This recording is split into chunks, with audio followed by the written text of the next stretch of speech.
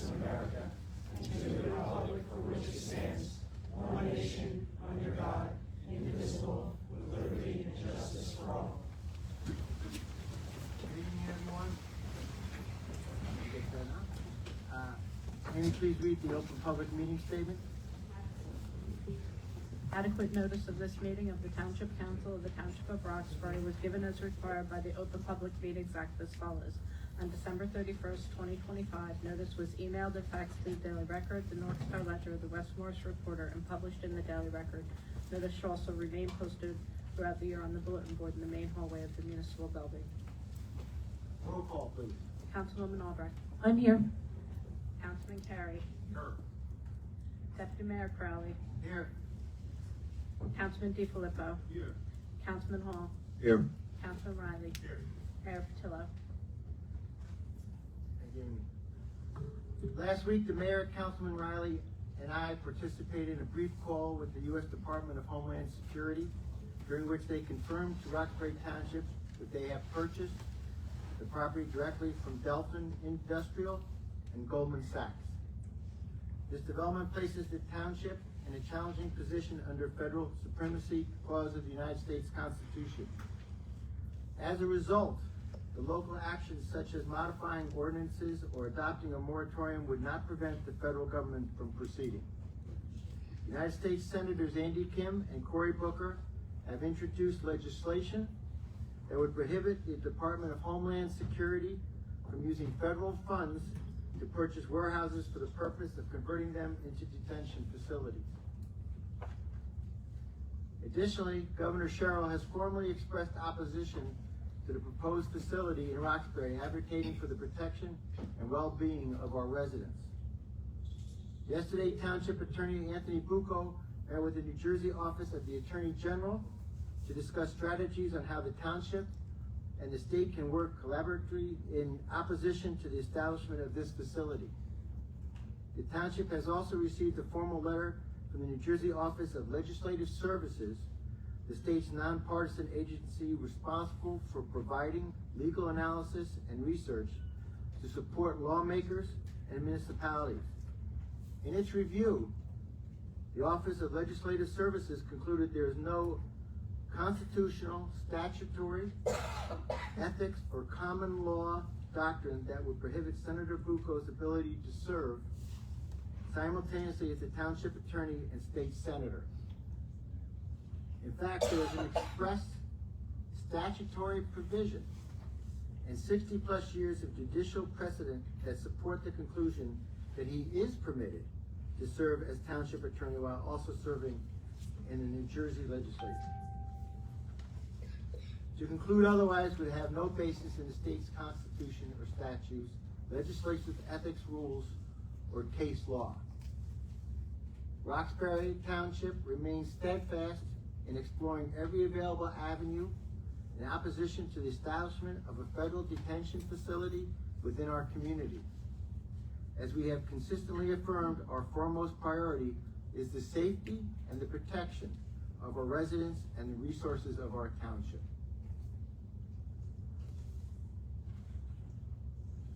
We're going to move on to reports of council liaison representatives, council committees, and new and old business. We have the budget presentation. Yes. Dave. Tonight, we're going to be hearing from the tax division, courts, and then water and sewer. We're going to start with the tax department. Ready? I'm Heidi. I'm the tax collector here. So my presentation is pretty short. All I do is collect all the money. So my first screen is just showing the different years in the collection that we've collected, tax rate, and then my percentage of collection. 97.91 is pretty good after a COVID year. So we're doing good on collections. One of the ways that we do as a tax collector that we collect or ensure collection of the money is tax sale, which, so I put up, like for the 2025 tax sale, the amount that we collected. And it's anything from the previous year. We're forced by statute to hold these tax sales to collect the money. So that's that, and then it's just really the expenses in our office, which we don't really have a capital budget. Most of it is like contracted services of like, our folding machines and things like that, you know, bills. Those are our salaries and like memberships. Those are our expenses. So we don't really ask for a lot of money in our office, so which is good, but we collect a lot of money in our office. So yeah, so that's really it for the tax office. I wanted to start with good news. We're 99.05%, collecting a high rate. unbelievable. That's incredible. It's always been at the high Yeah, 98s, yeah, but it's nice to see it. It's about the highest I've ever seen it, to be honest with you. There's 4 of us in our office, and the girls are great. They're just, everyone's really helpful in our office, and we get a lot of compliments on that. That's my story. Any questions? Thank you, Heidi. It's a real testament to the taxpayers of Roxbury, though, and that shouldn't go unnoted, that taxpayers of Roxbury have always been diligent, but this is a tremendous compliment to them. Kelly will come up and report.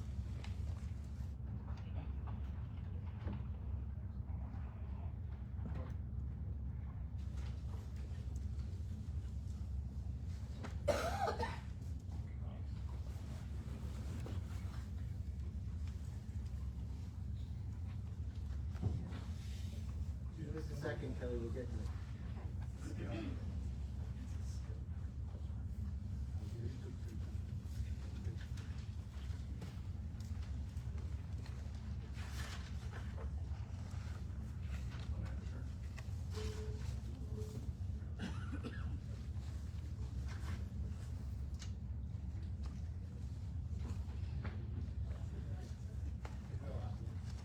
All set.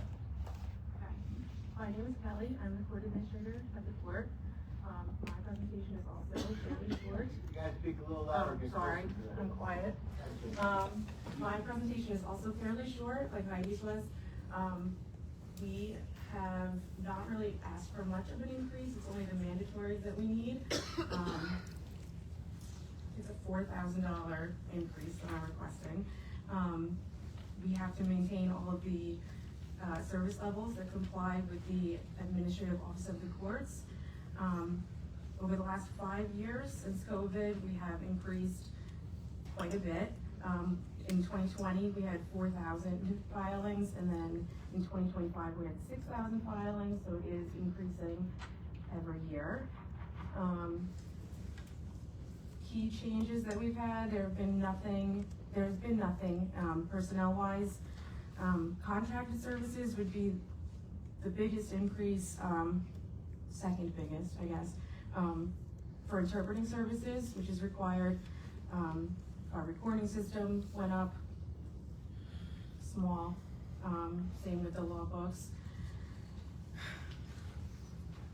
And then finally, we have been monitoring potential increases for upcoming years, specifically to continue to be in compliance with the language access plan.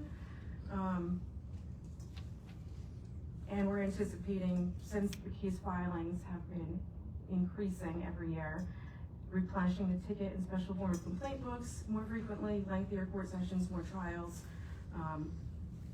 potentially more special sessions. And that is all I have. Any questions? Thank you, Joe. Good job, Kelly.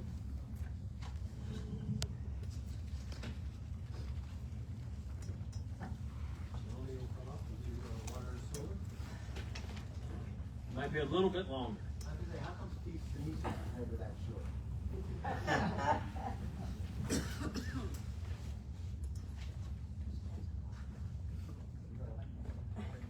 Good evening, Melanie. Good evening, how is everybody? Is there a preference, do you want water or sewer? Let's do water first.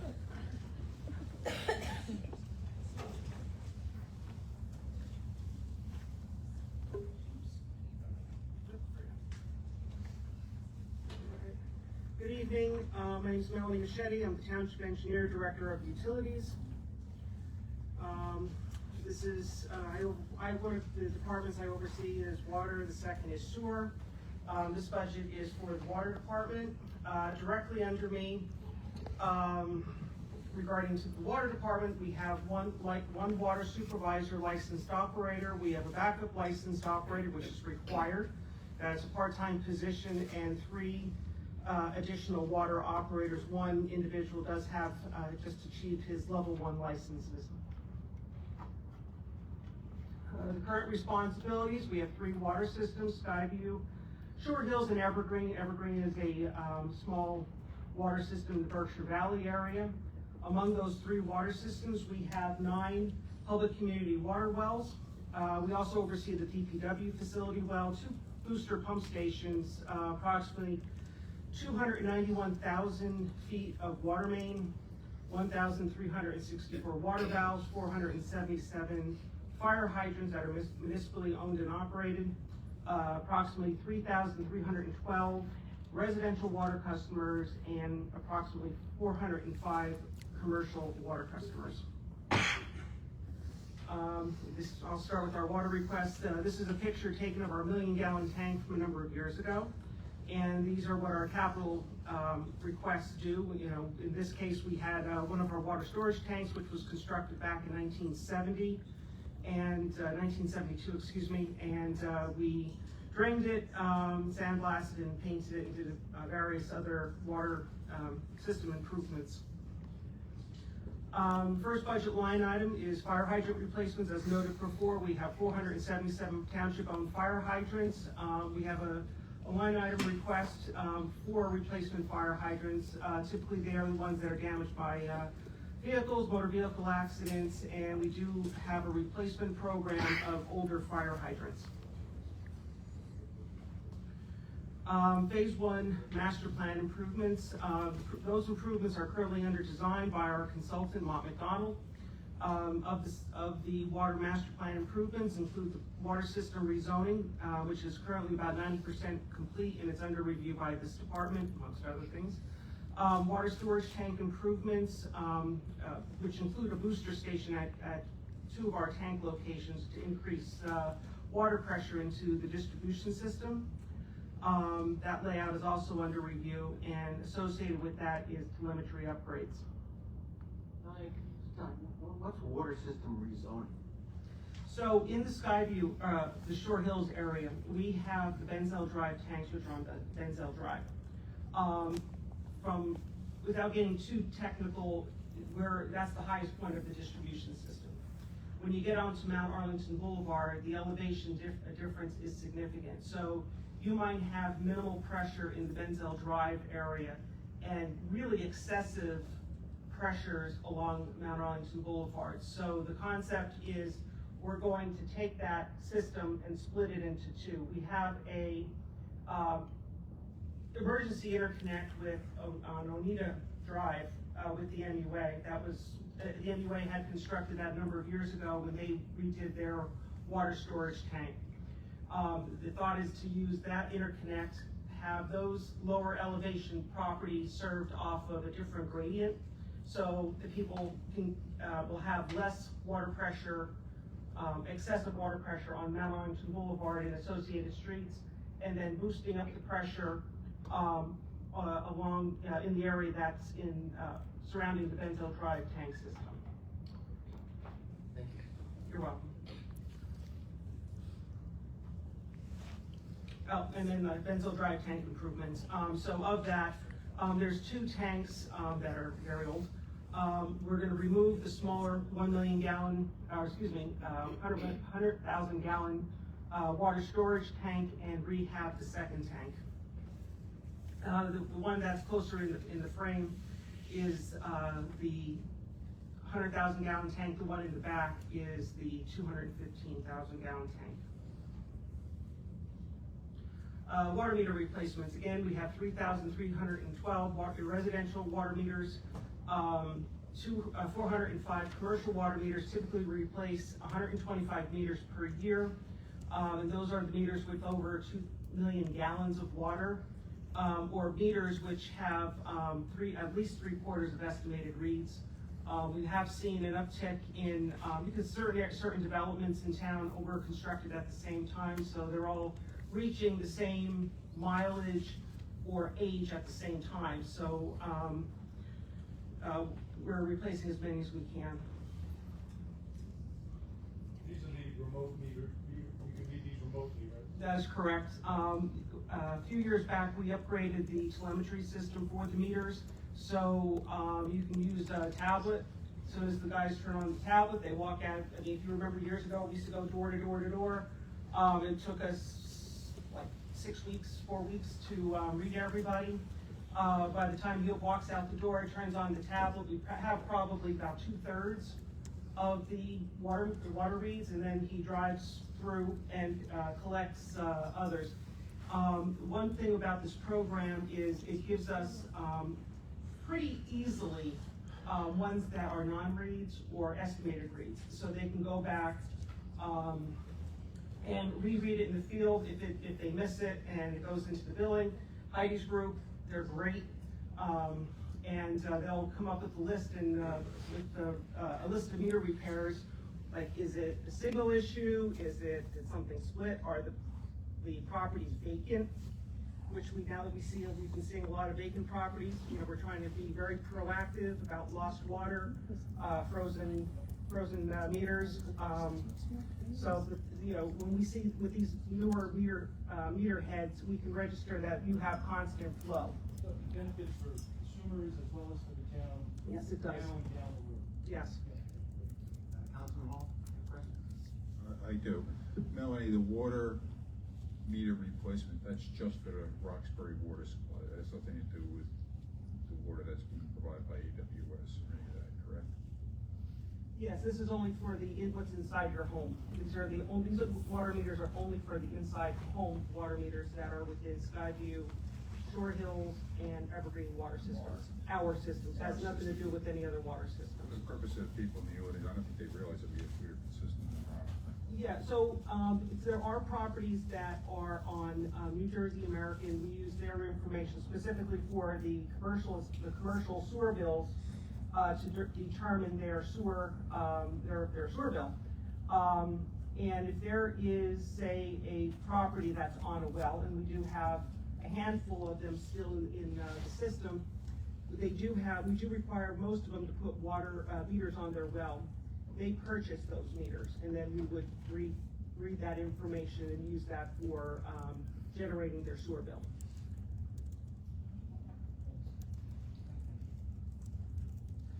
All right, the next item is PFAS treatment. This has been on the docket for quite a while. So this is actually our Ford Road booster station set up in Shore Hills.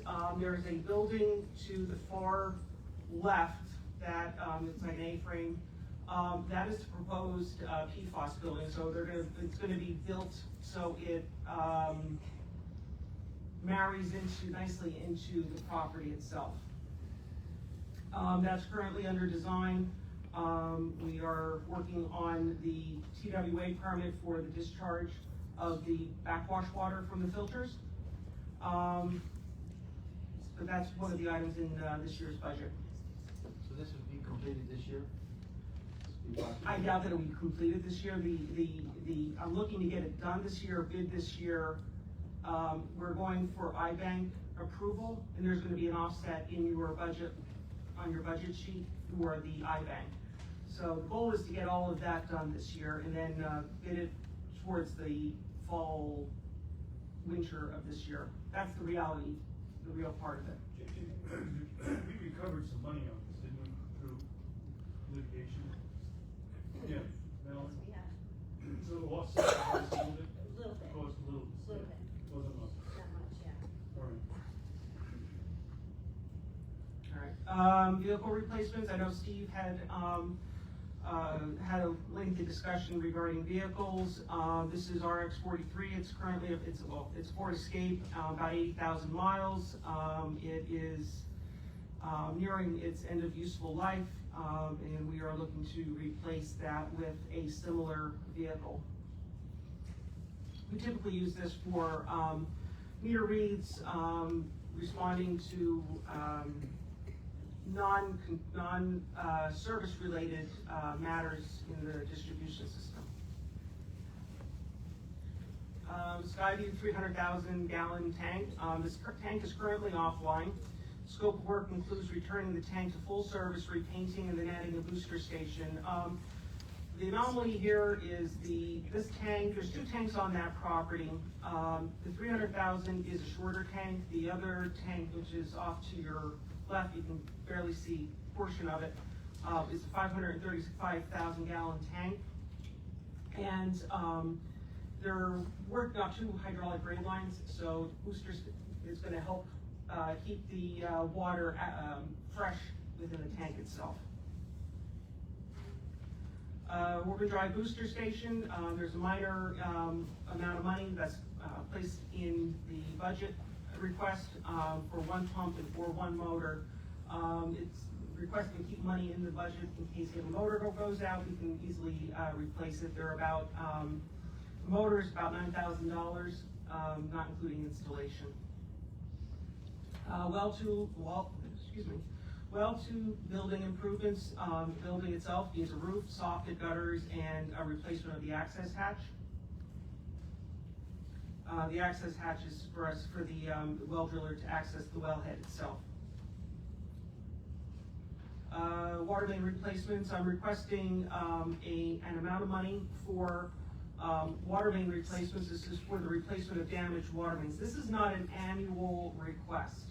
This is a request to put money aside for these water main breaks, because we do the piping, we have the backfill that comes out of it, we have the road restoration. If you remember the one water main leak we had up on Lincoln and Conklin last year was pretty significant, and that'll help offset rather than putting that significant amount of money against the operating budget. If you have a capital, you can use the capital, and it'll just mitigate things on the operating end. Where would we normally get this money from? Operating, and then the operating, if we have one early in the year, by September, we're in almost a deficit situation. Okay. So this is a one-time, we'll keep it on the books. Hopefully we don't have to use it. But if we do, if you remember on Rogers Drive, it started out being a water main break, water main break, water main break. We ended up doing a water main replacement. And in doing so, we had to get the money from the capital fund, which delayed paying the contractor, which causes a little bit of a problem because he's putting all of the materials, all of the labor out of pocket until we can pass the ordinance in order to get that paid for. So we should see some offsets. So again, Yeah. there are offsets, so we won't be taking it out of operating. That's correct. We won't have to go to capital, and our vendors might be a little happier with us because You can turn it around we can quicker. we can move a little more quickly. Yes. You could actually show us, right, what maybe your experience has been over the last 3 or 4 years to give us an idea of how you came up with the numbers, whatever that. Yes, I can. Let me know what you want or how far back you want to go, and I'll pull everything together. Okay. All right. Water treatment modifications. We had lead and copper exceedance last year. And that was in the first half of last year. The second half, the water results were less than the action level. However, we still need to review the water treatment options at the well houses. And this amount of money would be for us to get a contractor in and do those minor modifications to repipe some of the chemical feed. We're going to move some of the chemical feed on other portions of the piping. And that's what that amount is for. But not new buildings to do this, you're just No. saying at a place where you may have a valve or something to put in something? So we have injection points. We might have an injection point here. We're going to move the injection point maybe further to closer to maybe the wellhead, or maybe we're going to move it further on back to towards the discharge side out of the wellhead.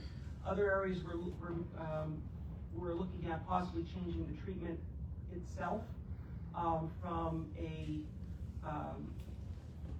that we currently adjust the pH and alkalinity to a orthophosphate or a zinc orthophosphate, which is more efficient in addressing the alkalinity and pH of the system. And I assume the state has permits for all of that. We're in the process of that. Before we move forward with changing that, we need to get the permits from the state. Operating budget. All right. Salary and wages is consistent with the prior year. Any salary increases are in accordance with the previously negotiated union contracts. Nothing out of the ordinary. 181. I'm sorry. Give us a second.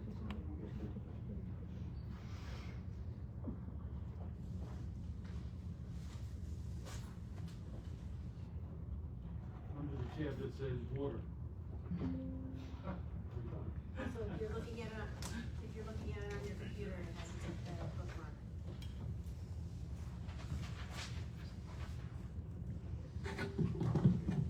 Everyone there? Go ahead. All right, so salary and wages, again, they are in accordance with previously negotiated union contracts. I didn't put all of the line items from the operating budget in here because a lot of them have not changed. Postage will increase because federal government increases postage on an annual basis. Twice a year. What is it, twice a year? It's twice a year now. I usually go for January's numbers, but thank you for that Yes, information. it will do twice a year from now on. Okay, thank you very much. Sorry. That's okay. Sorry. I have to reevaluate that one in the future. Water testing, this is for our water samples that we collect on a monthly and bi-weekly basis. There's minor increases due to processing costs. Even though it's not in our required sampling, the DEP still want us to sample quarterly for PFAS. They're relatively pricey. And additional compliance sampling for lead and copper. We take 40 each, beginning in half the year, and then we take another 40 samples in the second half of the year. Electric, along with everybody else, we're gonna have minor increases due to the rate increases, rate increases. In plant operations, normally that is consistent. However, this year, all water meters at all of our water sources are required to be tested and calibrated.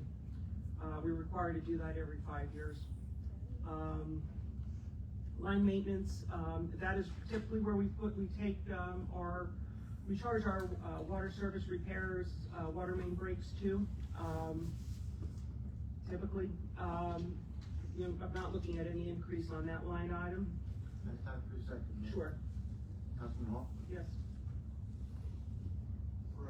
The fact that, we've had some significant electricity increases. I'm looking at line 204, which basically is I guess around 2,000 more than was expended through February 26, 2026. With the large increases, Melanie, is that 90,000? You feel that's a good number at this point? Yes. With the increases that everybody's seeing in their homes right now? Yeah, we evaluated it back, and we projected it out in 2025 to the end of the year, and I feel comfortable with that number for electricity. I'm sorry, Mr. Deputy Mayor, on item 218 MUA water purchases, significant increase there. Sure. Maybe Yes, so, Morris County MUA, we do purchase bulk water from the MUA. Every year, the MUA includes, gives us a rate increase. This year, it's a 5.5% increase, and over the past 5 years, we've had an increase on an average of 5.3%. So every year that they increase their water rates, we absorb that rate increase. We haven't changed our water rates in a while, since 2013. Well, that's something that needs to be addressed, I agree with. Well, I just wanted to make note that the MUA does increase their 5% every year. Yeah, we see that, I think what situation is paid? I know we have a minimum and a maximum. Have we started drawing more water of late? Is that much higher or? We are, so our take or pay is 300,000 gallons a day. We're probably at 330 right now. Believe it or not, the villages, because a good portion of the water is not diverted necessarily, but is moved up to the villages area. Eventually, when those water system rezonings occur, both the Skyview system and the Short Hills system will be merged into one individual system, and we will be able to transfer water back and forth amongst the systems or the various pressure gradients. But this is the cost of water. This is the MUA number is the cost of water. Yeah, so I get that. It's about, well, there's a difference when we expended 387 and we're budgeting 65. That's a third increase. It is, but what we're finding is the villages right now are using a lot more water than we had in the past. Our wells are not, for that demand, our wells are not able to keep up at peak times. So we're pulling. We are pulling a lot more. And I'm hoping, and a lot of that right now has to do with construction water. So over the past year, they've been going like gangbusters building these homes where they have, I think 52 homes that are currently occupied. They have another 106 there are 106 that are occupied, another 53 that are, under construction or some phase of under construction. So they've been using a lot of construction water for dust control, cleaning. No, I'm not looking for a decrease now. It's a self-funding. I'm looking for a decrease. No, I meant to decrease the line item like this one. I would not want to decrease that line item. Because of that, Yeah. you expect it to come back down. I anticipate it coming back down, yes. A lot of that also has to do with the landscape maintenance in that area. So as the properties get occupied, some have, a lot of them have sod in the front yard. They are watering, they have to water that in order for it to get established.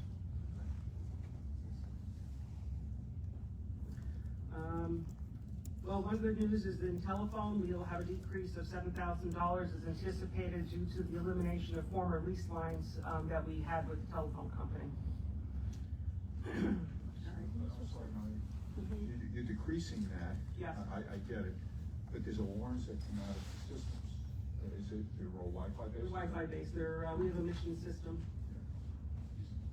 Who's not?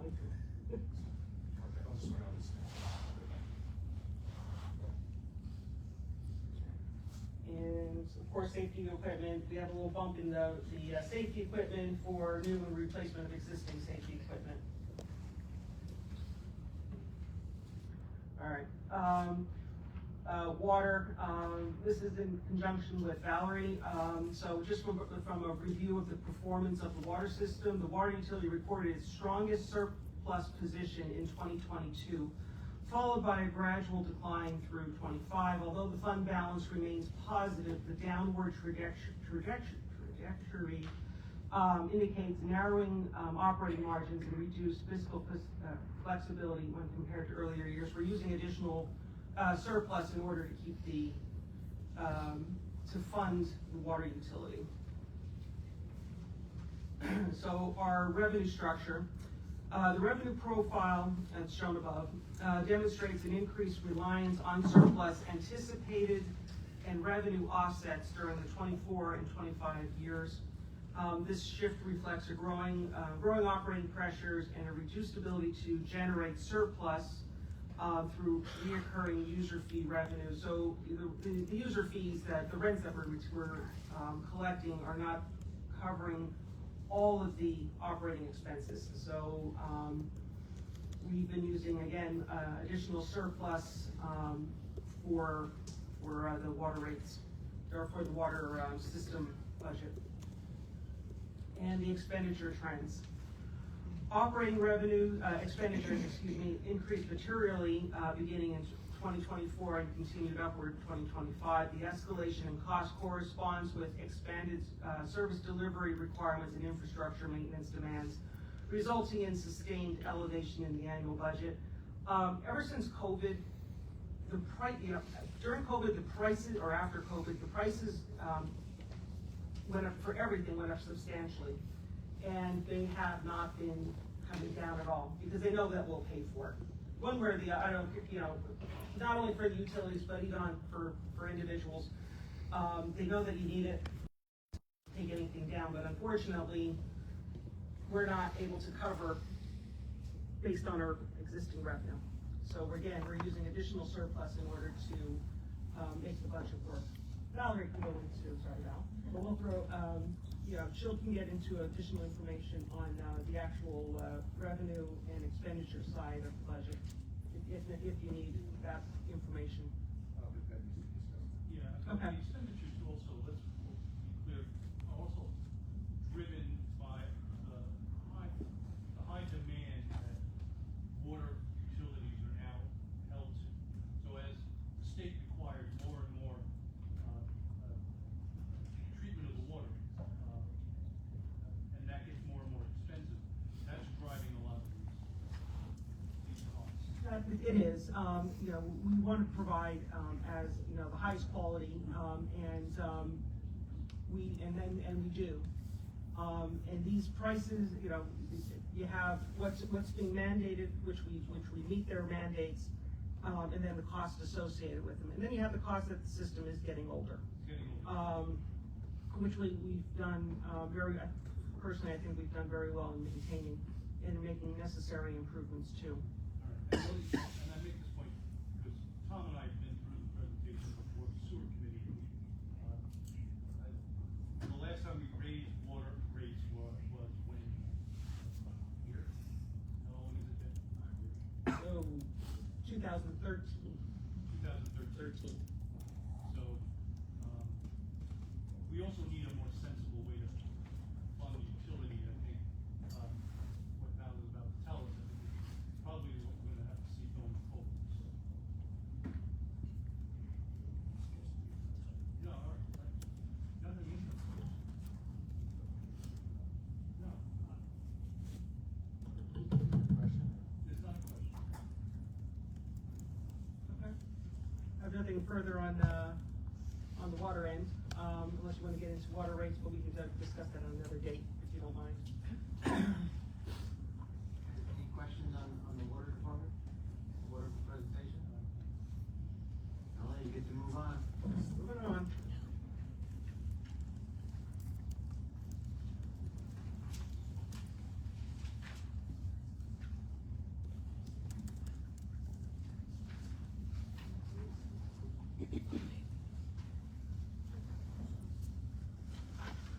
All right. Sewer department presentation. Again, I'm also overseeing the sewer department. In the sewer department, I have a sewer supervisor who is also our licensed operator, foreman, who is our backup operator, 1 laboratory technician, and 5 sewer operators of varying experience. So we have some new hires and a couple that are that have a number of years under their belts. Our sewer system is compiled of 2 different service areas. The first area is the Ajax Terrace Water Pollution Control Plant. It serves portions of Succossuna, Kenville, Ledgewood, Mooney Mountain areas. This is a domestic wastewater treatment plant. The present treatment process consists of an aerated grit chamber, primary clarifiers, equalization basins, rotating biological contactors, secondary clarifiers, microstrainers, jet disinfection, chlorine contact tanks, deep chlorination, and a post-aeration pond. The plant currently discharges to the upper Lamington River drainage basin. Our system consists of that 2 MGD wastewater treatment plant, 14 pump stations, approximately just under 400,000 feet of sanitary sewer mains of varying size, material, and age. Approximately 32,457 feet of force main, 5,400 sanitary sewer laterals, 379 commercial sewer accounts, and 5,186 residential sewer accounts. What's enforcement? Is that when we were pumping? Right, so everything flows by gravity into the pump station. Pump station will push the sanitary waste to whatever the receiving manhole is, whether it's the treatment plant or to get it over the hill to the next set of area of gravity sewer. The second area is Musconetcong Sewerage Authority. Musconetcong Sewerage Authority is a regional sewer authority with a number of municipalities, of which Roxbury is one of them. This wastewater from the Landing Shore Hills and Port Morris areas and the westerly portions of Route 46 and the Route 206 corridors flows to the Musconetcong Sewerage Authority. Predominantly, it is the Delaware Basin that is transferred to that treatment plant. That portion of the system consists of 2 pump stations, which are currently under construction. Those are the villages. 485 individual grinder pumps. These are at individual homes. They are connected to what they call a low head pressure system, which is a smaller scale force main, and that sends it over to the receiving gravity sewer to take it to the sewage treatment plant. That portion of the system includes 60,986 feet of sanitary sewer mains of varying size, material, and age. 23,015 feet of low head force main, which are the ones that are connected to the grinder pumps. Approximately 1,718 residential sewer accounts and 64 commercial sewer accounts. This is a general schematic for of our treatment process at our Ajax Terrace Water Pollution Control Plant. And this begins our sewer capital request. Grinder pump replacements. To date, we have replaced about 98% of our grinder pumps. Off to the right-hand side, there is a table that shows the number of grinder pumps we have purchased per year. So as we purchase them, we install them as the grinder pumps fail in the system. Pumps that are they fail for one reason or another, whether it's a seal or if we arrive there, we just automatically put a new pump in. We do take some of the pumps back and rebuild them. There is in the operating budget a grinder pump line item, and that's what is used for that the rebuilds.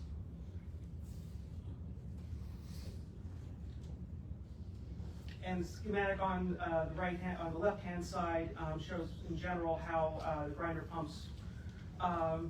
The portion on the right is actually coming out of the house, goes into the pump. As you're looking towards the left, that's where it's going out to the sanitary sewer low head main. These are the flows and the rainfall for our Ajax plant for 2025. Our plant is 2 MGD. This was a dry year. We have an I&I program. Off the top of my head, I'm not sure how many we've predominantly done or completed. Eland Woods north toward Route 10. We've done a substantial portion of the Ajax system, but there is more to be done. The red line at the bottom is the rainfall. The blue line is the plant flow. So if you see that little peak in the middle, probably around May, we had probably just under 2.5 inches of rain, and you can see the corresponding blip in the plant effluent flow. One item that we have had in our capital budget for sewer is Ajax mechanical repairs. Past projects funded a lot of pumps. When I went through the past budgets, a lot of rotary lobe pumps, a lot of sludge pumps, pump motor bearings, dilution water pumps. Each of these pumps are probably $15,000 to $20,000 a piece. It's been used to address emergency clarifier repairs. The picture that you see to the lower right is one of the clarifiers. We had the baffle fall off, and we used that line item for those emergency repairs. And we've also used Ajax mechanical repairs for major generator repairs. All right, next line is future project, Landing Road Bridge Sewer. Stand close. The last schedule I heard is April, getting the authorization to proceed to bid. That's a federal grant as well. They need authorization to proceed to bid the project. All of our comments have been included on the plans. I haven't heard any recent update on that, but what you see there is in general a very whited out version of that. The green line is the MSA interceptor sewer, and those little red dots that you see on the lower right-hand side are the part of the proposed sanitary sewer main to go across the bridge. The intent is to provide sanitary sewer service to Landing Road as far down as Landing Road Park. And part of that's going to be constructed in concert with a development up there. Road 10 biological contactors. This is another line item that has been on in the budget for quite a while. There's 24 RBC units in the treatment train. 18 have been replaced to date. 2 units will be starting in next Monday, actually. The 2 units have been delivered. The lead time is substantial on these. It's like 8 months or 10 months for the lead time. But they expect to have them completed in 5 to 7 weeks. So the installation is very easy or very quick. It's just the lead time to get the equipment is substantial. We have 4 units remaining. I have our consultant working on the last, we set bid specs for the last 2 units, but the bid's going to include 4, in the hopes that maybe the prices will come in, and for the $1 million that I'm asking for these 2 units, we might be able to get an additional 2. It's, we started this project in 2013, and when we were getting 2 units, we had 4 units for $800,000. Post-COVID, we're now at $1 million for 2. That's how much things have increased over time. NJEIT projects, this is really, yes? Just a question. We started this in 2013 when we started first replacing them. When we're done with the last 4, how much time before we have to go back to the first one? Probably about another 15 years. I mean, right now we are working on one of them. In this particular bid, something must have failed, like either a shim, that the unit started walking along the shaft and began grinding against the concrete structure. But they typically last like 30 plus years. So that's like an anomaly. There must have been like a shim failure or something didn't hold.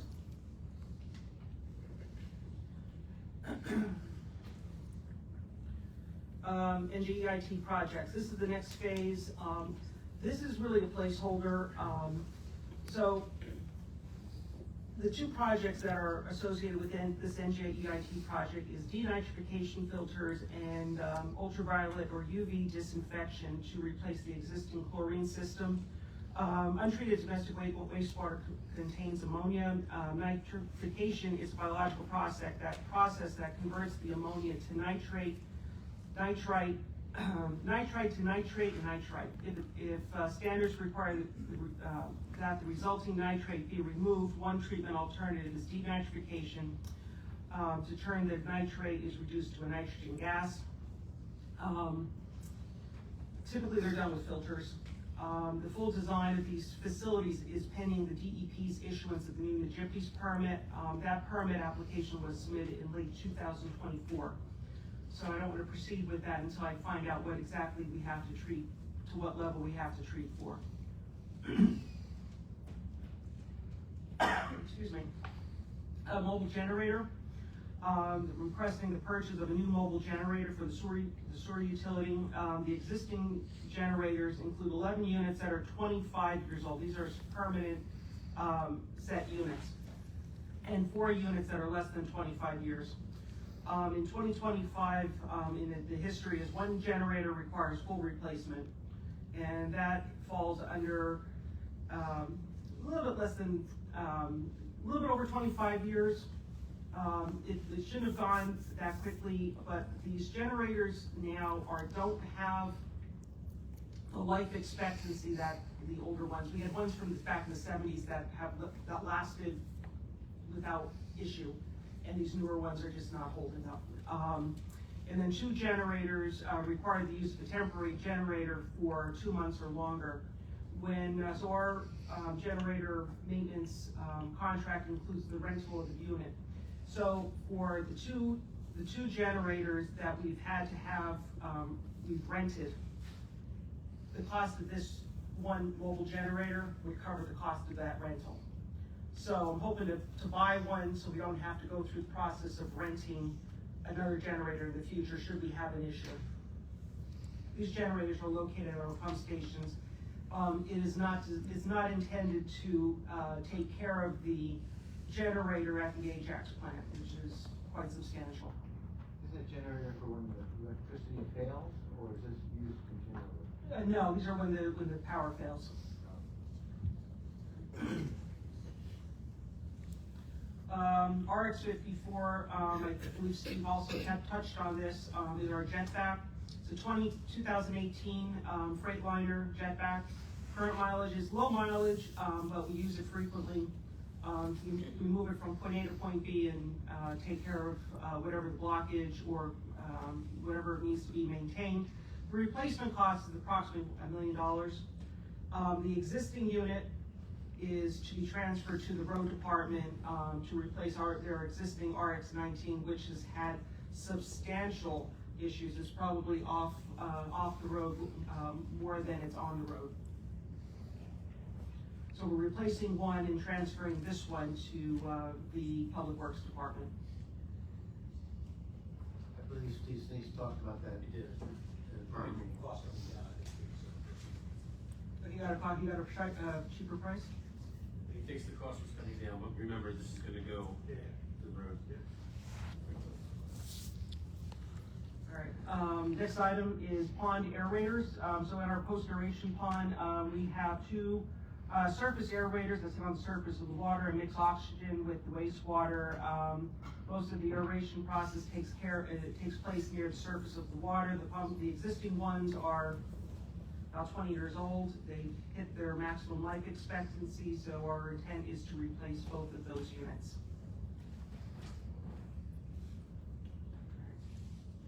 Moving on to our operating budget. I don't know what I'm sorry, those are at the Ajax? those are at the Ajax plant. And it's, beginning of operating is page 186.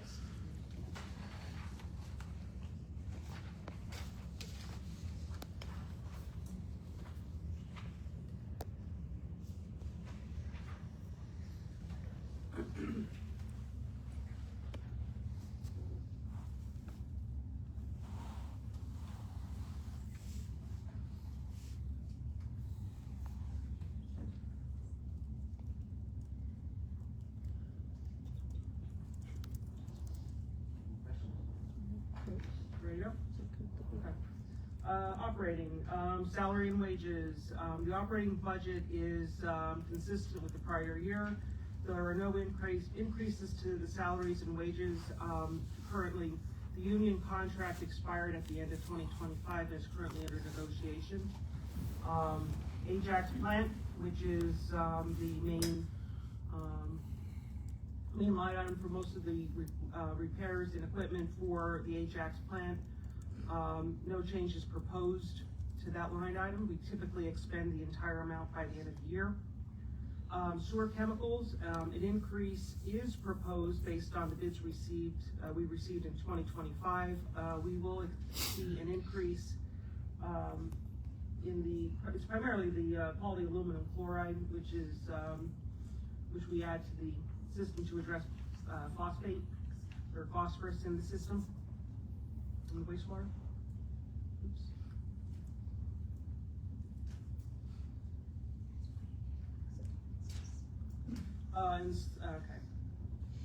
Sludge hauling, there will be a $1 per 1,000 gallon increase in 2026, minor increase.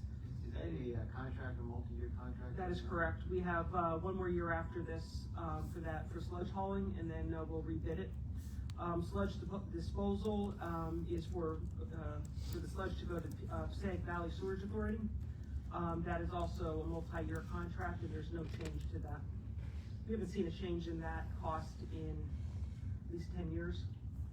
Did you say there's a sludge hauling and a sludge disposal? Correct. Actually, both do next year?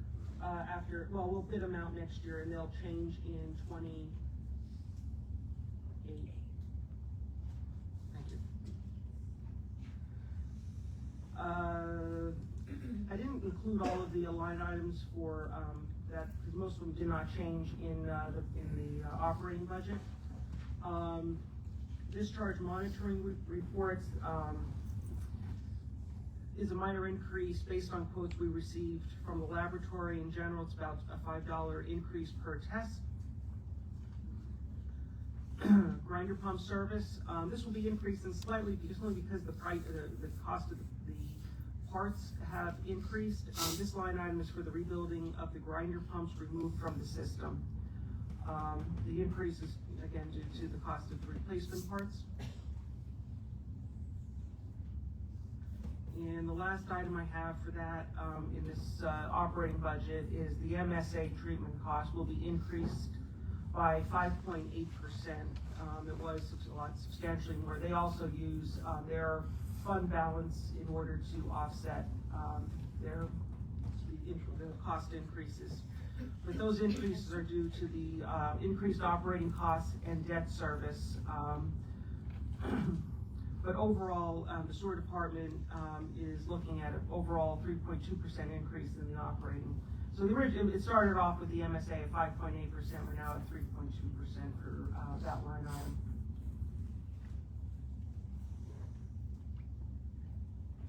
Any questions?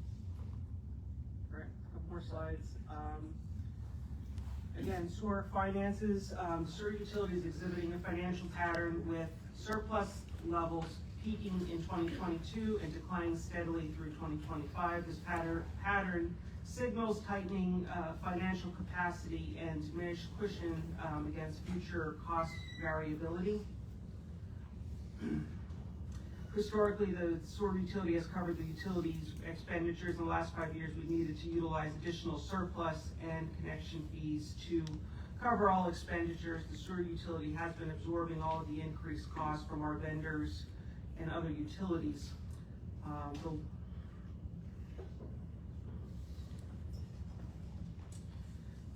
revenue structure. Revenue offsets increased significantly in 2024 and 2025 to stabilize operations amid rising costs. The increasing dependence on supplemental revenue sources highlights structural budget pressures within the utility itself. And finally, expenditure trends have risen substantially beginning in 2024, contributing to higher overall appropriations and reduced surplus retention. The upward cost trajectory is consistent with broader operational and infrastructure related demands.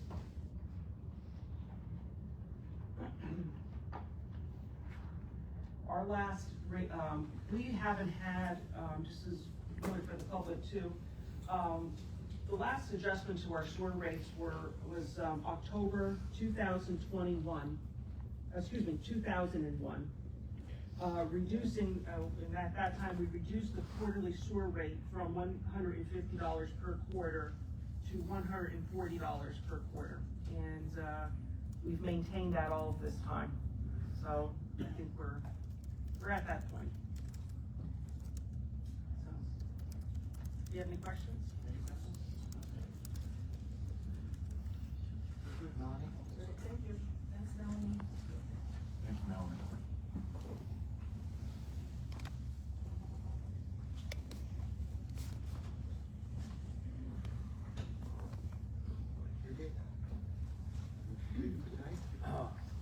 are completed. I've sent each of you an email on the fleet recommendations and then those concerns, so expect to hear from the council if you want to join the fleet committee and how you want to do that. But appreciate everybody sharing their story. I think there's a lot of good news, and I hope you heard that tonight. There's a lot to be proud of here, and I'm glad the public got to hear. There's a lot going on. There's a lot going on. Thank you. Okay, with that said, we're gonna move to the first public portion, and I ask the public talk only about presentations, if there's any question on that. And immediately after, we're gonna have the second public portion, which will be open for anything. This allows our staff to go ahead and go home earlier. Is anyone in the public who'd like to speak on the presentation? Seeing none, I'll close the public portion. I want to thank the staff tonight for coming and going through this stuff.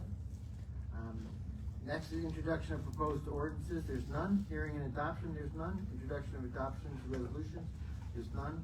Personal changes, there's none. Communications, there's none. And so now to the second public portion. I'll open the second public portion to any comment. Please state your name and address, and we will hold everyone to a 3-minute time. Okay. My name is Susanna Oliveri. I'm from Landing. Since I last spoke, Senator Bucco has further solidified his pro-ICE stance in Trenton, strengthening Roxbury's residents' position that his involvement as town attorney is unethical and non-productive. On February 24th, he voted no on a critical package of 3 measures designed to protect New Jersey from federal DHS overreach, further signaling a clear preference for a pro-ICE agenda. As a state Senate Republican leader, how can he impartially represent a town that has formally resolved to oppose ICE presence? The simple answer is he cannot, and he does not. Last week, Mayor Portillo stated that Senator Bucco is doing a good job. I asked this council, a good job doing what? Being paid to double dip as attorney and state senator? Senator Bucco has refused to take any preventative actions beyond advising on an empty resolution. The rest of his legal strategies were reactive, not proactive. Any one of you could have contacted the AG. The town manager could have arranged for an engineering firm. Senator Kim and Senator Booker were already aware of our situation before Bucco ever picked up a phone. Senator Bucco deserves no credit for taking reactive, obvious steps only after the damage is already done. Senator Bucco did nothing, absolutely nothing, to prevent this facility from coming to Roxbury. As a member of this council, you should be embarrassed and ashamed and to put your faith in him. And as a taxpayer, I'm disgusted that you entrusted our tax dollars to pay for his lack of service to this town. Councilman Riley, some of the speakers here today may call you NIMBY. I disagree. You are not NIMBY. You are straight up ICE supporter, full stop. You support them in and out of Roxbury. You have aligned yourself with a MAGA agenda detrimental to our country. As I stated in my email to you, you support ICE. Stand on 10 toes and say it with your whole chest instead of trying to wrap your views in a pro-Roxbury ribbon. Councilman Carey, when I emailed you, not spam, you replied that as Ward 1 resident, I should not contact you. When I persisted, I was met with an automated reply designed to block further communication. This is a viewpoint violation under the Supreme Court decision Linty versus Freed, violating my First Amendment right to petition the government. Furthermore, if you are trying to block my emails to avoid public record, you are violating OPRA. For all of you, voters remember actions and consequences. Your lack of actions will result in consequences for Roxbury in the form of higher taxes, lower property values, and permanent disruption of our infrastructure, to name a few. A few years ago, the deeply red Sparta Town Council was flipped over a warehouse issue. The same will happen here in Roxbury. Unhappy voters that suffer financial consequences have long memories. When your terms are up, we will remember your non-action and our consequences, and we will rally to vote out every member who allowed the Tom Kane Jr. ICE Detention Center to stay in our town. And another thing, March is Women's History Month. If you're going to recognize it, please don't wait till 4 days before the end of the month like you did for Black History Month. That was a disgrace and absolutely disrespectful.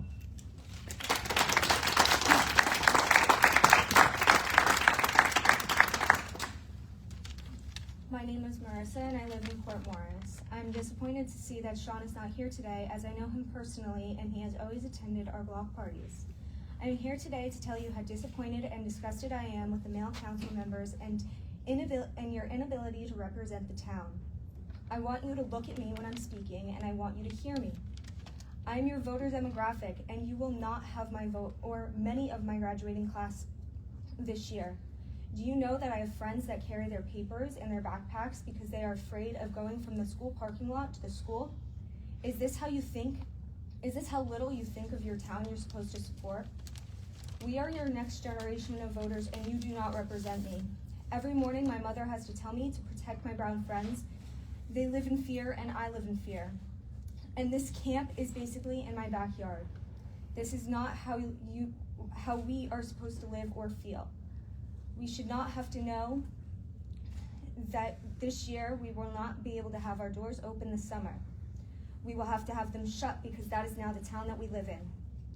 As kids, we knew that we were able to play safe outside, and now the kids are scared to be outside. You can't even recognize that the township attorney will never do what is right for this town. He is pro-ICE and incompetent to carry out his duties. He should step down. Thank you.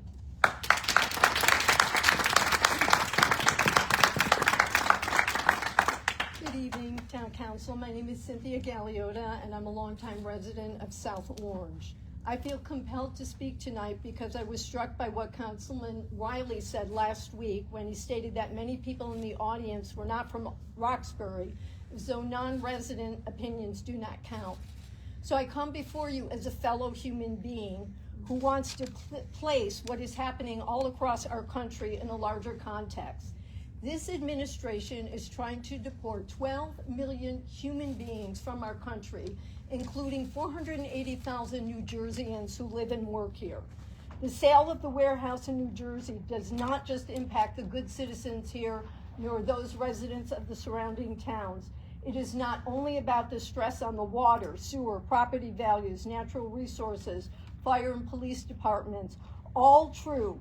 But fundamentally, it is part of a massive effort to build a network of prisons to incarcerate those this administration has deemed not entitled to due process or protections.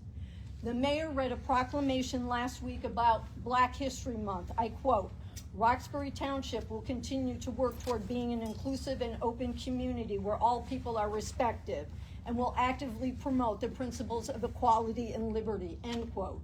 There is no equality or openness or liberty in the mass detention deportation agenda.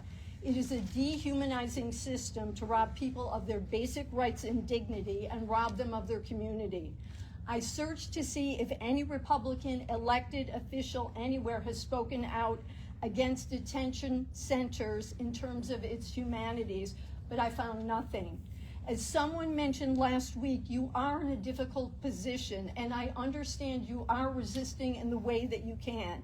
Any opposition to this administration should be encouraged, so I thank you for that.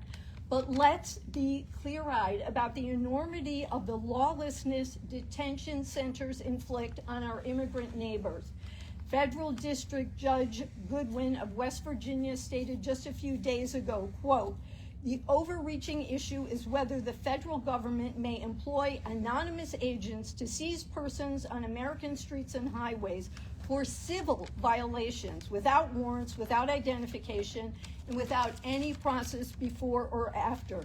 The Constitution does not permit that," end quote. Please honor the oath to the Constitution you pledge as an elected public servant. Please embrace the values you espouse for your township to include all peoples. Please look beyond your township concerns, because truly mass incarceration affects each and every one of us here in Roxbury, here in New Jersey, and here in this country. Thank you.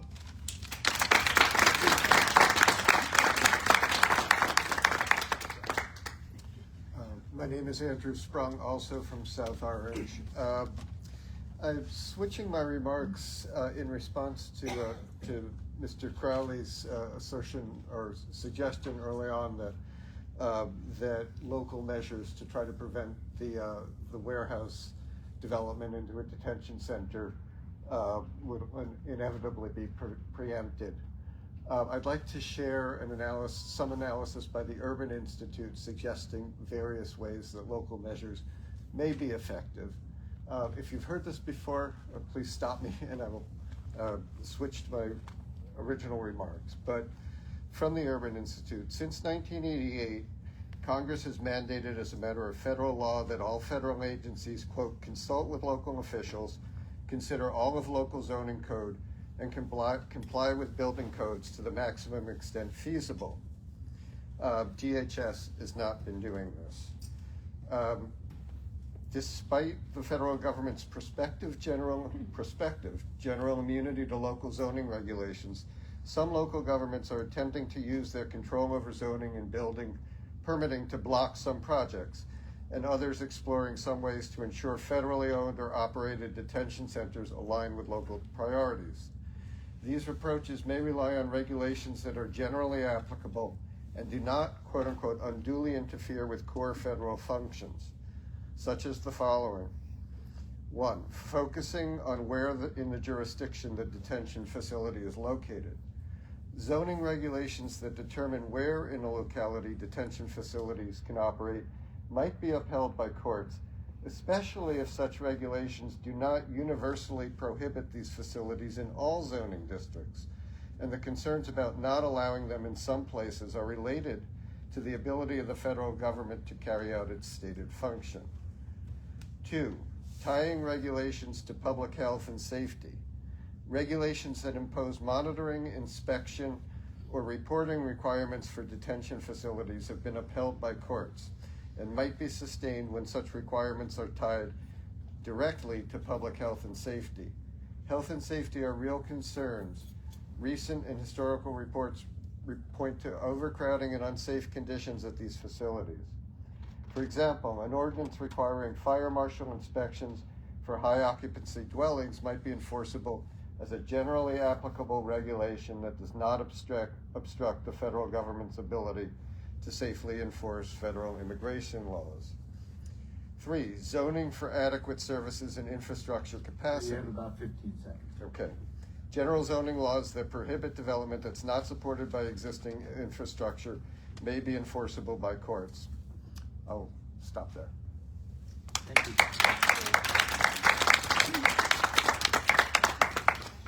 Elaine Johnson, 183 Berkshire Valley Road, Kenville.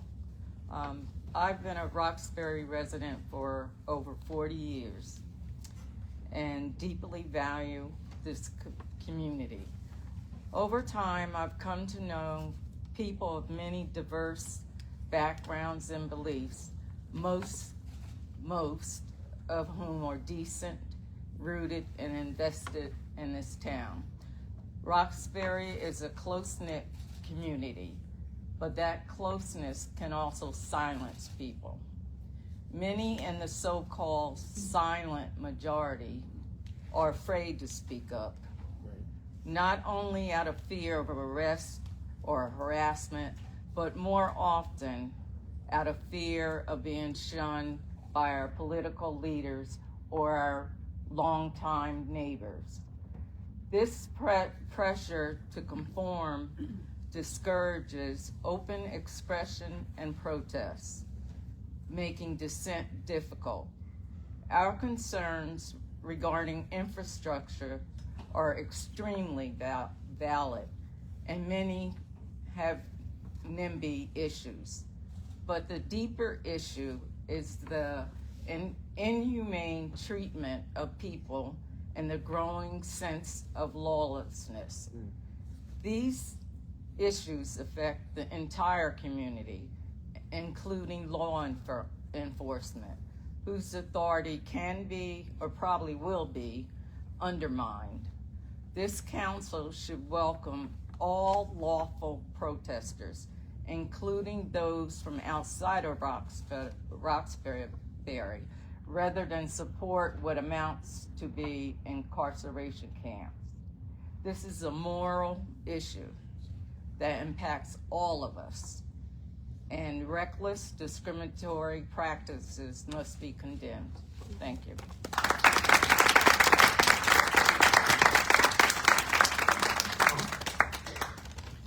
William Angus, from Hackettstown and former Roxbury resident. At a prior meeting in January, the mayor described many emails he received as spam, even though they were part of a common email template effort, a tactic widely used in civic campaigns for decades. Characterizing these messages that way told residents that their input was being discounted rather than being carefully considered. Councilman Riley has said more than once that comments he hears at meetings do not reflect opinions he hears privately or the views of Roxbury residents. It's not clear what those privately expressed views were. The central issue before the town is whether an ICE detention center should open here and not the broader issue of immigration policy. If these comments were the former, we assume the same concerns expressed by the Councilman Riley publicly were shared privately. And if the latter, town officials have said immigration policy is not under consideration. And if residents speak on the issue, it's irrelevant, correct? Either way, there is no logical reason for the councilman to bring this up, other than to invalidate and dismiss the views being expressed here. On 2 occasions, both Councilman Riley and Mayor Patillo stated their support for the current immigration policy. They did not say that the issue wasn't immigration policy, which would be a relevant statement. Instead, they wanted people to know that the 2 of them supported the current immigration policy. This comment was for the benefit of Republican voters of Roxbury, to assure them that you were still on the same page. And it undermines your credibility with the larger community for whom that message was not intended. With those words, you intentionally created division within the town by bringing your personal political views into the discussion. I urge you to exit your echo chamber and listen to other constituents' point of view. Town officials such as yourselves were elected to represent all Roxbury residents, and suggesting that anyone here does not represent the true views of Roxbury are insulting, especially when many speakers have identified themselves as residents. You are still thinking of this in terms of Roxbury's borders, an odd way to look at it considering that environmental issues don't care about town borders. The sewer issues involve 7 other towns, and the water issues impact the Highlands, which provide drinking water to 70% of this state. Every single one of those people is part of this community because they have a stake in what happens, and with that comes the right to express themselves here, online, at a protest, or in emails and phone calls to you. There were also complaints about the financial and logistical strain created by large meetings and protests. We recognize that you did not seek this situation, but neither did we. Your financial complaints should be aimed at those who created the situation, and I assure you, those people are not in the room with us right now. Everyone here would rather be celebrating Taco Tuesday and not Town Council Tuesday, but I promise you these meetings will be packed, the protests will continue until the threat is gone. And if God forbid that facility opens, the protests will continue. Buckle up, we're not going anywhere. Thank you.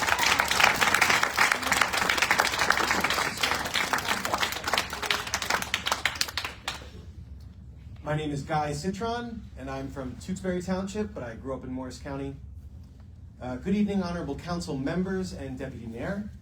I have 2 specific matters I'd like to address regarding transparency and recent reports in the media. First, it has been stated that Senator Bucco received a letter from the Office of Legislative Services which supposedly clears him of any conflict of interest. Since the senator isn't here, I'd like to put on the record that OLS, the Office of Legislative Services, seems to be the wrong place to ask that question. The proper body to advise on the appearance of a conflict of interest due to his dual roles would be the NJ Office of Attorney Ethics. I hope you will all post the letter from OLS to the town website regardless. Second, Honorable Deputy Mayor, this past Sunday, the Star Ledger and NJ.com reported in an article that a spokesperson from Dauphin claimed they did not receive a tax abatement, an offer from the town. I believe that may contradict discussions that we've heard here. Can you explain where Dauphin is coming from or what they might mean? No comment. Okay. If Dauphin's statement to the press was inaccurate, is the town planning to correct that record? Thank you for your time, consideration, and service.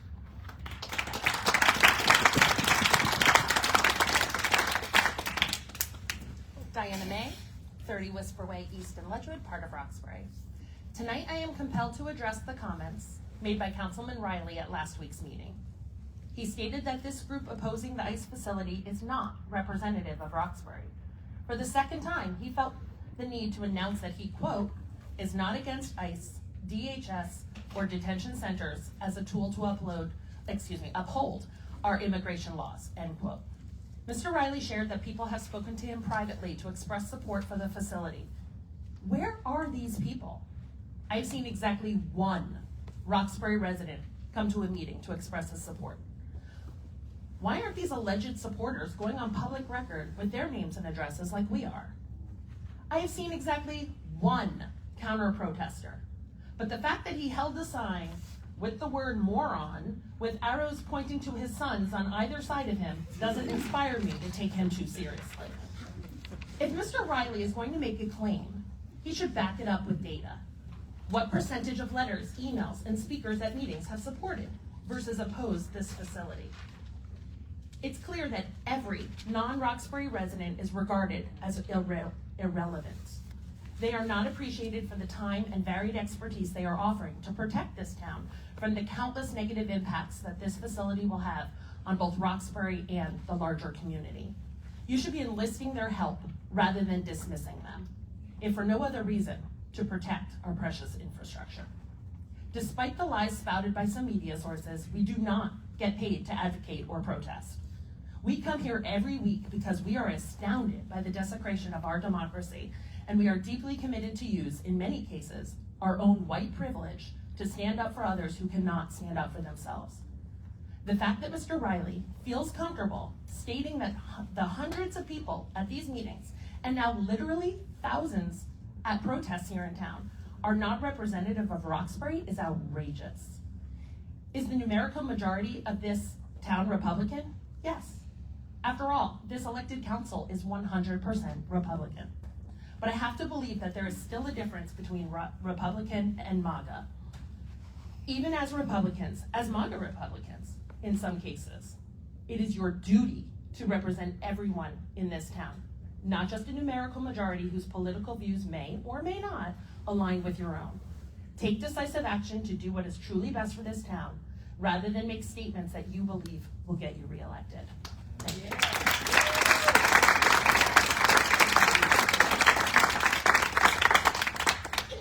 Good evening, David Foote, Lower Berkshire Valley. I'm also here to talk about Councilman Riley's comments last week, where he said that the group standing behind me isn't representative of Roxbury and the views of the town council. And you know, the thing is, in a lot of cases, I think you're right.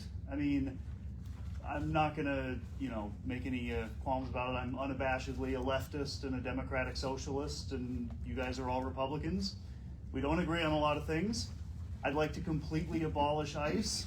I'd like to open up an American Schengen area that allows for visa-free travel and work throughout the entire Western Hemisphere. My guess is I've got a lot of supporters for that behind me and no supporters in front of me. And all that's okay, but on this issue, this one issue, this warehouse, this facility, it sounds like we're all in agreement. And that is great, and we're allies.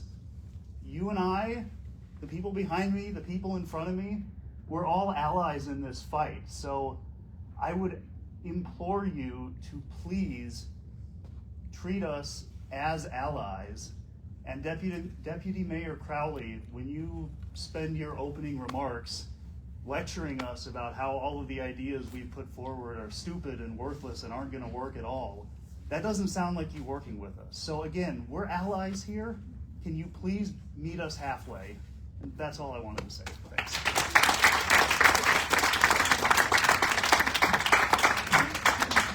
Hello, my name's Atish. My name's Atish Gupta. I'm from Newton, New Jersey, and yeah, it looks like you guys are thrilled to be here. Very happy about that. And I wanted to say that I think you guys are catching too much flack. I mean, clearly you've done everything you can, and I really respect that. And I think that we should all stop coming to these meetings because you've done everything you can, and there's nothing left to be done. So one thing I will note, though, is that you may not seem this way looking at this room, but Roxbury is 15% Hispanic. I'll touch back on that a little later, but that I assume you guys know more than 10 people, so you probably know someone Hispanic in this town. And maybe you're thinking, oh, they're dirty brown people. I don't really care if they get put in a camp up the road from here, but maybe your grandchildren feel a little different about that. Maybe they go to school with someone Hispanic. And I'm sure that you'll be able to tell them after your tenure in the town council is over that you did everything you could to keep their friends from being sent to this camp. Yeah, I'll note that you guys have repeatedly thanked the police for their presence here, and in fact also complained to a local reporter about how much money you're spending on providing security for these meetings. And I'm sure that this man is really well equipped as far as firepower to deal with the over 60-year-olds who tend to attend these meetings. So I thank our brave servicemen for that, and I'm sure that your Hispanic residents will feel very safe with them here. Oh yeah, I'm part of the Democratic Socialists of America. Just wanted to state that we're out here. Whoever puts the timer on, I'm using ADA in terms of the fact that I have a very bad hand tremor. Please be kind. Thank you very much. Bonnie Rosenthal, Roundoff. Words have impact. Words matter. Hold on one second. Can somebody hold it? Sorry.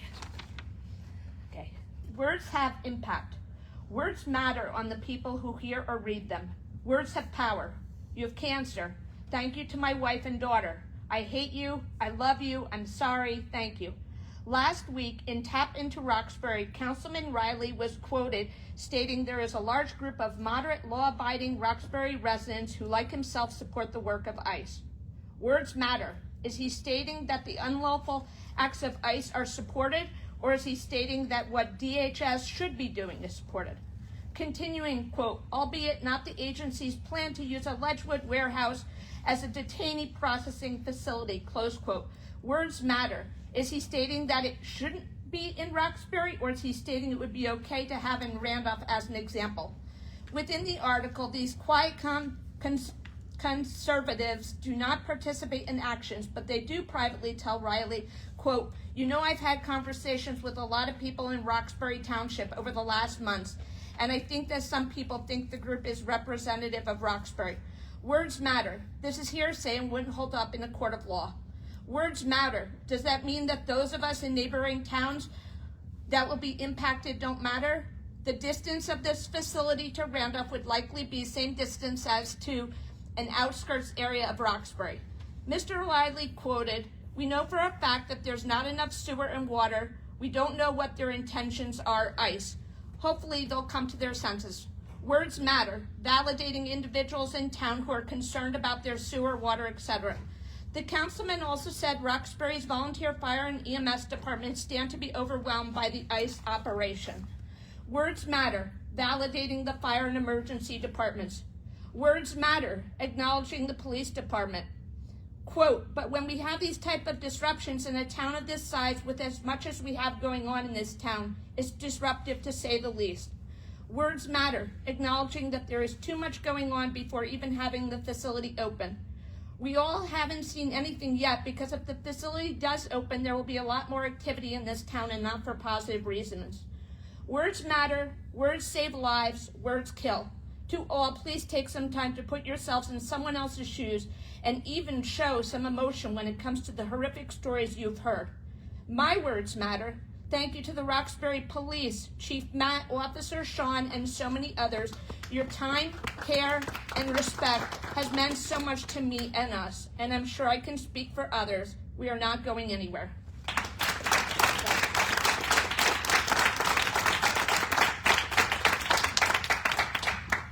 Saladino Habakong, but just moved out of Roxbury, lived there for 5 years. In regards to Bucco, there is a perceived conflict by the public, and referring to local government ethics law, the confidence is imperiled. So I still ask you to honor your oath by removing Bucco as township attorney. Mr. Riley says this is not representative of the town. I'm asking Mr. Riley to ask your pro-ICE community for an evidence-based argument in response to how is this going to benefit anybody other than those profiting financially. There is a large misrepresentation of what we're advocating for, so to be clear, we are not advocating for violent criminals to be on the street. and ICE is not effectively targeting violent criminals. These stats are from DHS. 400,000 abductions took place last year. 40% or 160,000 had only civil charges. Less than 14% were accused or convicted of violent crimes. That's 56,000 out of 400,000. Less than 2% had murder or sexual assault charges or convictions, or 8,000 out of 400,000. These numbers are not acceptable. The conversation would be different if only violent criminals were being lawfully detained, safely and without excessive force, but that is not the case. The question is not, are we violating human rights? The question is, are you okay with violating human rights? And Mr. Riley, every time you say you support DHS, you're putting your stamp of approval on all the abuse and torture and far too often death. We are advocating not only for us, for undocumented people, for you, for your family, and for our police as well, because ICE is a threat to us all. If you're mad about the $20,000 you've spent, don't blame us, blame the feds, because like you, we didn't ask for this, and if you must prioritize money over human life, think of how much money you're going to pour into response efforts to the crimes ICE will continue to commit in this jurisdiction. A $20,000 investment in effort to retain a $1.8 million annual tax revenue doesn't sound too bad to me either. Coming in here week after week to the generation that's supposed to set the example for my generation and begging you to fight the harm of fellow human beings feels dystopian, it feels backwards. Please work with us, not against us. And yeah, also this is all under the guise of protecting women and children, but if we cared about kids, we wouldn't have just bombed a girls' school in Iran the other day. We wouldn't let kids get shot at in school every day. Donald Trump would be in prison because he raped little girls. We don't give a damn about any of the people that we claim to be protecting. It's all a load of bullshit. I just want to finish up the time because I guess we still have some left. Arrest everybody in the Epstein files then. That's all.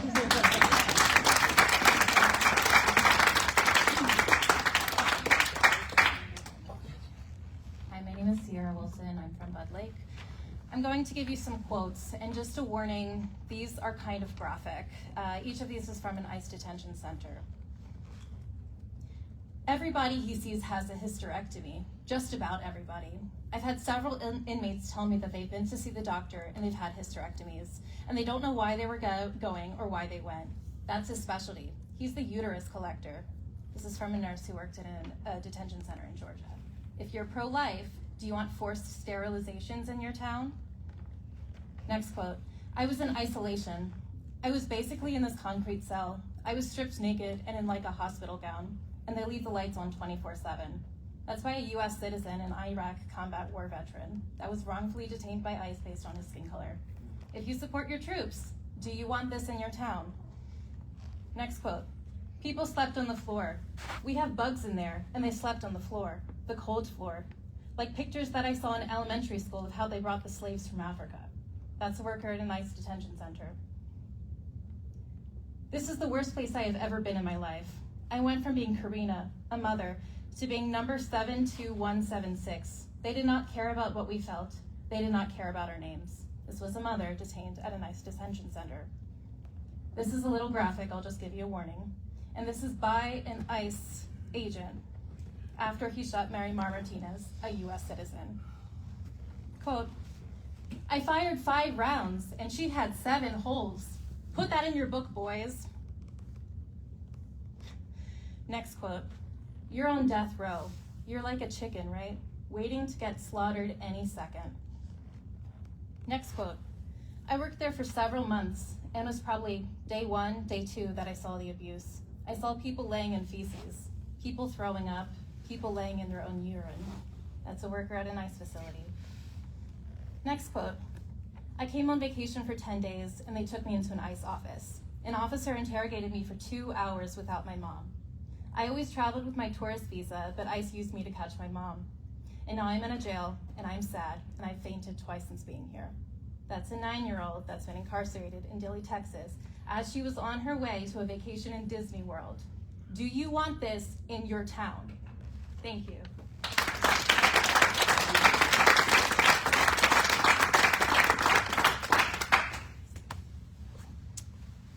Last week I spoke to you all about... Give your name, please, and address. Chris Satiro, Mount Olive. Thank you. I spoke to you all about federalism, and this week you throw the supremacy clause at us. I've studied constitutional law.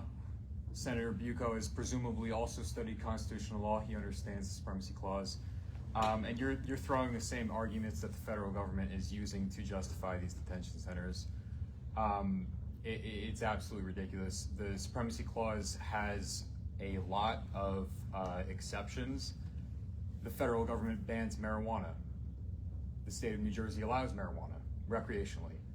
That's just one example.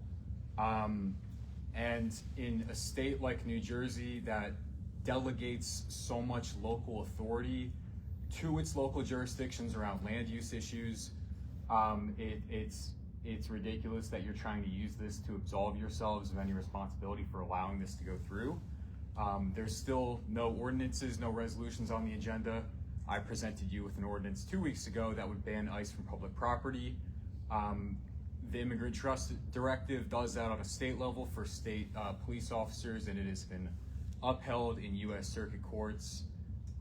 You're not even trying at this point. And there was 1,700 people protesting in your town. There was a future congressional candidate here. There were many state legislators here. There were protests student-led by high schoolers and college students in Red Bank on Saturday, and in Jersey City on Sunday.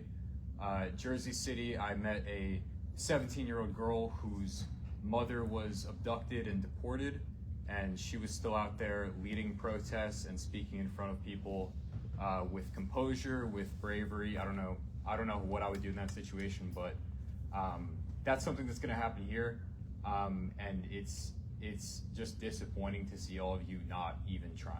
So.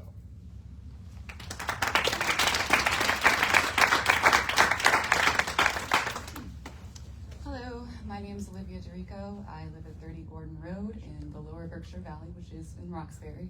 I do hope you've all noticed that there did seem to be some confusion about whether we represented actual Roxbury residents, so I did helpfully label us, if that makes things more abundantly clear for you. That's not my main point tonight, however much it angers me that that's something one should even have to do at a town council meeting to get any kind of acknowledgement from the council. But again, that's not where I'm going tonight. Tonight, I want to talk about a guy named Adolf Eichmann.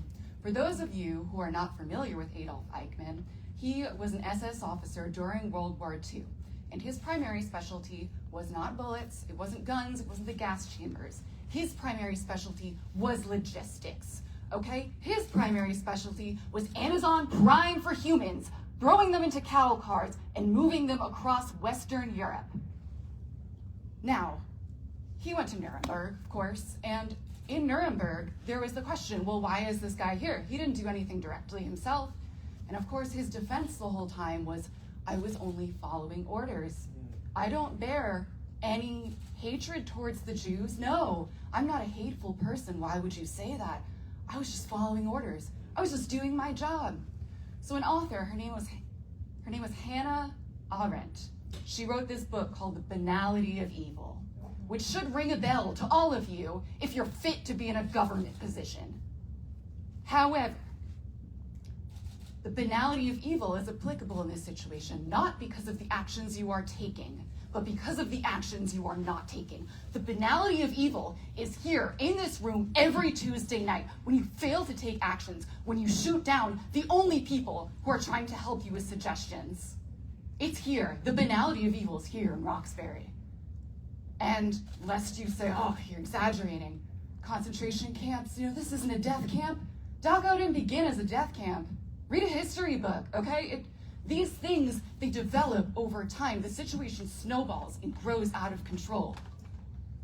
The banality of evil here is not the actions that you are taking. It is your absolute lack of action. And I stand here today to beg you, any of you, to take a meaningful action that is more than just pretty words, that is more than just a slogan, but is actually going to help the residents of Roxbury. The residents like me who are here on a Tuesday night speaking out against the construction of a concentration camp. Are you people out of your minds? I'm only 30 years old. When I was growing up reading about this in the history books, it was long ago. It was ancient history. It can't happen here. And yet, 10 seconds. I see it here, folks. the banality of evil, and it is all with you. Thank you.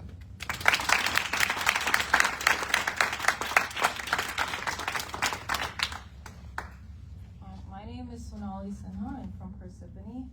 I wrote a poem. I don't expect a response. When you put your children to sleep at night, will you look them in the eyes and tell them you align with those who would rape them?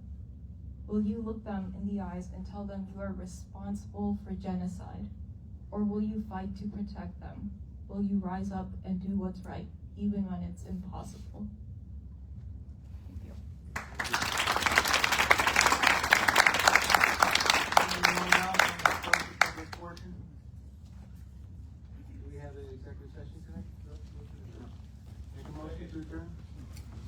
All in favor? Thank you, everyone.